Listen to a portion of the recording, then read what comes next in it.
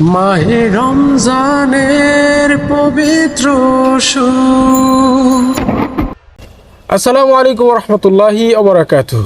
দেশ ও দেশের বাইরে যে যেখান থেকে ডিজিটাল চোখের পর্দার ধারাবাহিক আয়োজন মাহে রমজানের পবিত্র সুর অনুষ্ঠানটি দেখছেন, সকলকে জানাচ্ছি অসংখ্য শুভেচ্ছা ও মোবারকবাদ।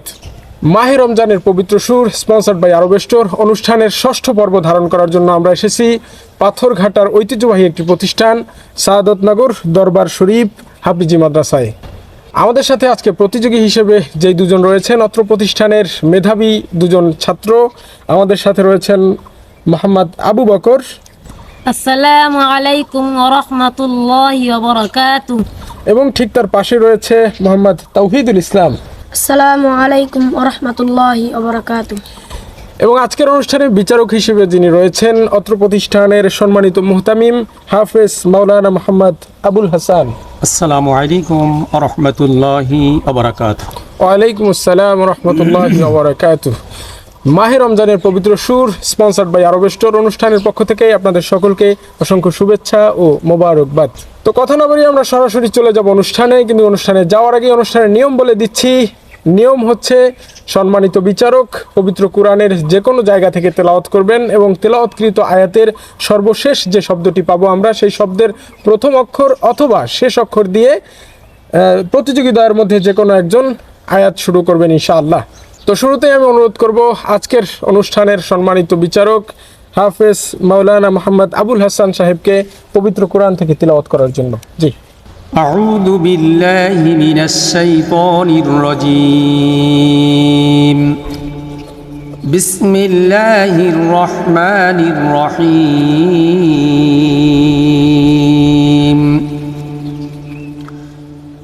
ওয়ান নাজমি ইযা হাওয়া। আমরা পেয়েছি সর্বশেষ শব্দ হাওয়া। এই ওয়াও দিয়ে কোনো আয়াত মনে পড়ছে কিনা? মাশাআল্লাহ, তাওহিদুল ইসলাম জি শুরু করেন।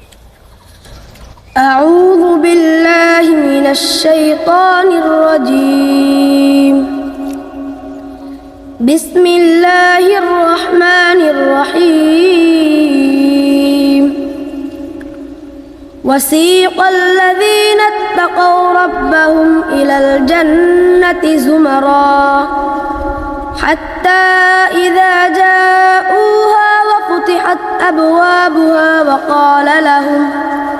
وقال لهم خزنتها سلام عليكم طبتم فادخلوها خالدين সাদাকাল্লাহুল আযীম। সেখানে সর্বশেষ শব্দ কি পেয়েছি? খালিদিন।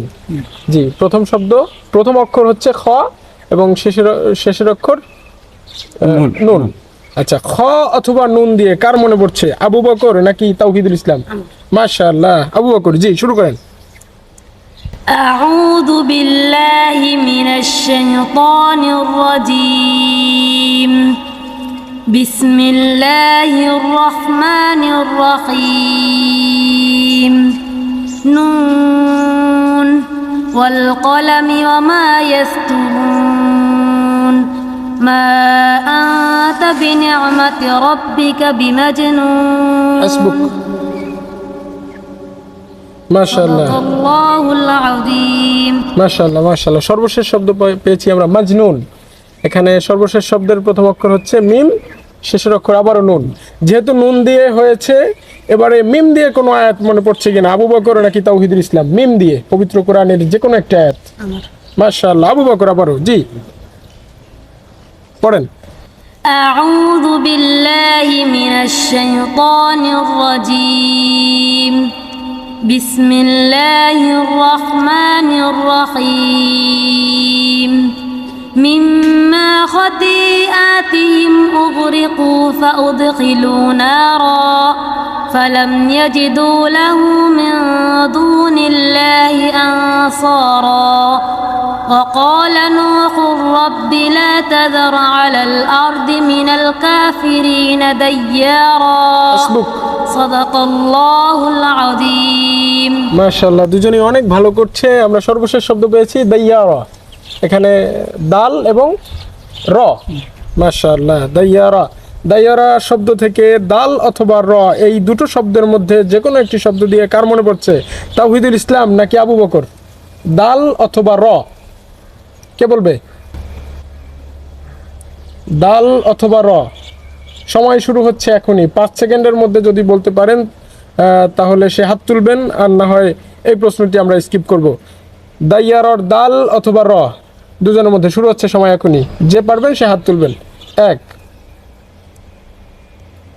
2 3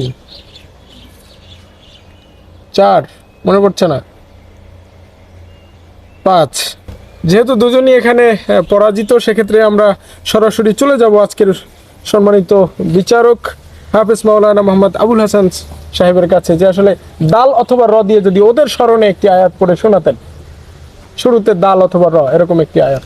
أعوذ بالله من الشيطان الرجيم بسم الله الرحمن الرحيم ربنا آتنا في الدنيا حسنة وفي الآخرة حسنة وقنا عذاب النار।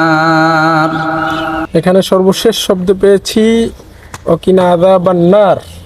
এখানে নুন এবং র, নুন অথবা র দিয়ে আবারও র অথবা নুন, এবারে কিন্তু এটা সুযোগ রয়েছে, নুন অথবা র, দুটি শব্দের মধ্যে কোনটি দিয়ে আয়াত মনে পড়ছে কার? মাশাআল্লাহ, তাওহিদুল ইসলাম, জি শুরু করেন। أعوذ بالله من الشيطان الرجيم بسم الله الرحمن الرحيم نار الله الموقدة التي تطلع على الأفئدة إنها عليهم مؤصدة في عمد ممددة হাসবুক। صدق الله العظيم। সর্বশেষ শব্দ আমরা কি পেয়েছি? মুমাদ্দাদা। এখানে কি কি অক্ষর পেয়েছি? মিম এবং দাল, দাল তা তা, গোল তা। তাহলে মিম দিয়ে সর্বশেষ প্রশ্ন, মিম দিয়ে কোনো আয়াত মনে পড়ছে কিনা দুজনের মধ্যে যে কোনো একজনের? আবু বকর নাকি তাওহিদুল ইসলাম? মিম দিয়ে পবিত্র কোরআনের যে কোনো একটি আয়াত মিম দিয়ে, শুরুতে মিম আছে আয়াতটির, কে পারবেন? আবু বকর নাকি তাওহিদুল ইসলাম? মাশাআল্লাহ, তাওহিদুল ইসলাম, জি শুরু করেন মিম দিয়ে। أعوذ بالله من الشيطان الرجيم بسم الله الرحمن الرحيم محمد رسول الله والذين معه أشداء رحماء بينهم تراهم ركعا سجدا يبتغون فضلا من الله ورضوانا হাসবুক। صدق الله العظيم। মাশাআল্লাহ মাশাআল্লাহ। মাহে রমজানের পবিত্র সুর স্পন্সর্ড বাই আরব স্টোর অনুষ্ঠানের ঠিক মাঝখানে আমরা অবস্থান করছি। দুজনেই মাশাআল্লাহ অনেক ভালো করছে। আমরা তাদের তেলাওয়াত শুনেছি এবং তাদের তেলাওয়াতে আমরা বিমোহিত। এ পর্যায়ে আমি চলে যাব সরাসরি অত্র প্রতিষ্ঠানের সম্মানিত মুহতামিম এবং আজকের অনুষ্ঠানের সম্মানিত বিচারক হাফেজ মাওলানা মোহাম্মদ আবুল হাসানের কাছে। হুজুর, আপনার কাছে আসলে আমার প্রশ্ন, যে একটি আদর্শ প্রতিষ্ঠান হতে হলে সেই প্রতিষ্ঠানে আসলে কি কি ধরনের সুব্যবস্থা বা সুযোগ সুবিধা থাকা উচিত বলে আপনি মনে করছেন? আদর্শ প্রতিষ্ঠানে পড়াশোনার মান ভালো থাকতে হবে, খাওয়া দাওয়ার মান ভালো থাকতে হবে, এবং তাদের আদব আখলাক এবং সুন্নত লেবাস তাদের থাকতে হবে, এবং সব বিষয়ে আখলাক চরিত্র তার মূল বিষয় নিয়ে তার জীবন গড়তে হবে। এক কথায় বলতে পারি একটা প্রতিষ্ঠানের মূল ডিসপ্লে হচ্ছে তার পরিচ্ছন্নতা, ডিসিপ্লিন যেটাকে বলে, বা আমরা শৃঙ্খলা যেটাকে বলি। এটা যদি একটা প্রতিষ্ঠানের হোক সেটা টিনের ঘর, কিন্তু সেখানে শৃঙ্খলা থাকতে হবে, একটি ডিসিপ্লিন থাকতে হবে, তাহলেই সেটিকে আদর্শ একটি প্রতিষ্ঠান হিসেবে বলা যাবে। জি ধন্যবাদ। আপনার কাছে আরো একটি প্রশ্ন, যে আসলে পবিত্র কোরআন মহান আল্লাহ তাআলার গ্রন্থ, তো সেই জায়গা থেকে এই কোরআনকে মুখস্থ করার জন্য বা হেফজ করার জন্য একজন হেফজ প্রত্যাশীকে আসলে কোন দিকটা সবচেয়ে বেশি গুরুত্ব দেওয়া উচিত? নিশ্চয় পড়ার মধ্যে আগ্রহী হইতে হবে। কারণ অলসতা যার ভিতরে আছে সে হেফজ পড়তে পারে না। পারে না। Right. তাই এই জন্য বেশি তার আগ্রহ থাকতে হবে, আল্লাহর কাছে সাহায্য চাইতে হবে। আল্লাহ আমাকে রব্বি জিদনি ইলমা, আল্লাহ আমাকে জ্ঞান দান করেন। আল্লাহ বলছে তুমি আমার কাছে চাও, আমি তোমাকে দিয়ে দিই। মাশাআল্লাহ। আল্লাহ বলছে আমাকে তুমি ডাকো, তো আমি তোমার ডাকে প্রত্যেকটা ডাকের আমি বহুগুণ আমি সারা দিই। সারাদিন মাশাআল্লাহ। আল্লাহ তো আমাদের জন্য অগণিত রহমত রেখেছেন। আর আসলে আল্লাহর রহমতের যেই ধারা সেটা আসলে বহমান রয়েছে। আমরা পাপ করছি প্রতিনিয়ত, তারপর মহান আল্লাহ রাব্বুল আলামিনের সেই রহমতের ধারা কোনোভাবেই থামছে না। আল্লাহ দেওয়ার জন্য প্রস্তুতি, কিন্তু আমাদের চাই নিতে হবে। চাই রাখতে হবে। শুকরিয়া, অনেক অনেক ধন্যবাদ আপনাকে। আপনার কাছ থেকে অনেক কিছু জানলাম। মাহে রমজানের পবিত্র সুর স্পন্সর্ড বাই আরব স্টোর অনুষ্ঠানের একেবারে শেষ পর্যায়ে এসেছে সেই মাহেন্দ্রক্ষণ। এখন আমরা বেছে নিব আজকের অনুষ্ঠানের বিজয়ীকে। আমি জানতে চাইবো আজকের অনুষ্ঠানের সম্মানিত বিচারক হাফেজ মাওলানা মোহাম্মদ আবুল হাসান সাহেবের কাছে যে আজকের কাকে মনে হচ্ছে যে এই অনুষ্ঠানের আজকের বিজয়ী কাকে মনে হচ্ছে আপনার কাছে? আজকে তাওহীদুল ইসলাম একটু তাওহীদ ভালো করেছে আসলে, দুজনের তেলাওয়াতই ভালো ছিল। তবে সেদিক থেকে তাওহীদের তেলাওয়াতের ধারা আপনার কাছে ভালো লেগেছে। মাহে রমজানের পবিত্র সুর স্পন্সর্ড বাই আরব স্টোর অনুষ্ঠানের একেবারে শেষ পর্যায়ে এসে আমরা আজকের বিজয়ীকে পেয়ে গেছি।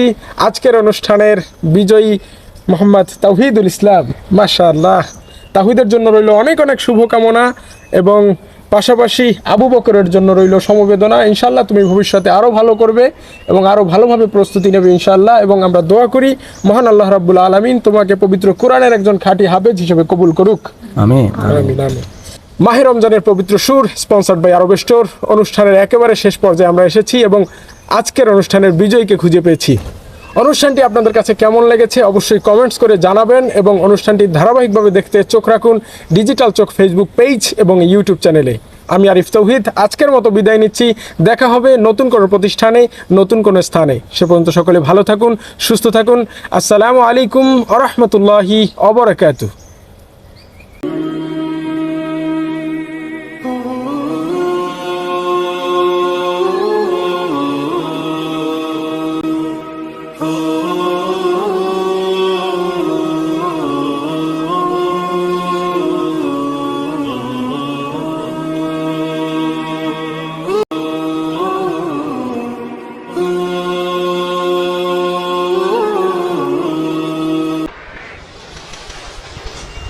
মাহে রমজানের পবিত্র সুর